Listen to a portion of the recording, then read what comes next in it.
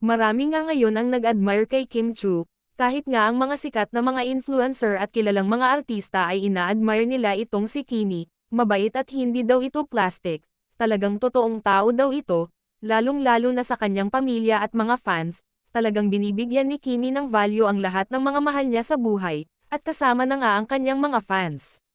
Sa isang video nga na aking nakita, ay pinag-usapan nila itong si Kimi kung gaano ito kabuting tao, at talagang pinagtanggol pa nila itong si Kim sa mga bashers nito, narito at panoorin.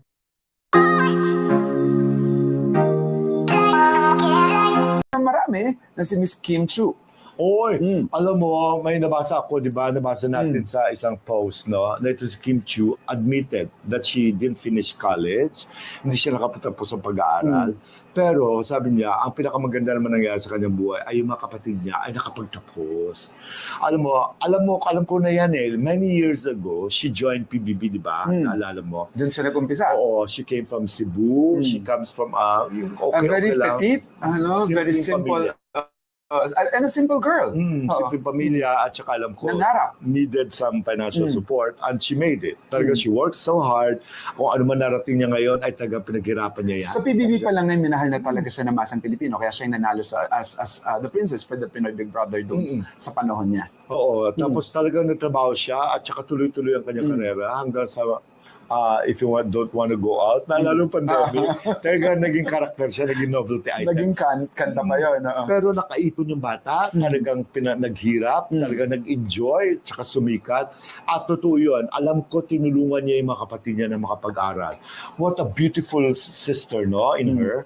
What a beautiful sibling na hindi nung siya na may chance para makatulong sa pamilya, pinag-aaral niya yung mga kapatid niya. As pinapag-aaral na, dyan po na biglang lumabas ang mga netizens na parang binabash siya about siya. Hindi naman daw nakapag-aral si Kim Chu. Kahit na, but nakita niyo naman kapag nagsalita siya, she's educated. Kasi syempre street smart niya yan. Tsaka sa araw-araw niya pakikisalamuha sa kapwa ng mga edukado at mga nakakasama niya, ay natuto na siya mag-Ingles, natuto siya yung comprehension niya maganda, at tsaka maganda siya manalita, hindi siya nagmumura.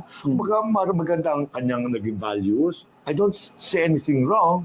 It's not all about finishing college Hindi or ko alam getting a sa master's mga degree. sa mga netizens minsan parang for them to just like say something bad to people. Pati itong si Miss Kim Chu na hindi raw nakapag-aral, parang she's a less of a person. Oh, no. And that's really bad. She didn't get the chance, no? Like many of us. Wala siyang ganung pagkakataon at wala siyang isa sabi ko, wala siyang chance because nga nagtatrabaho siya. If she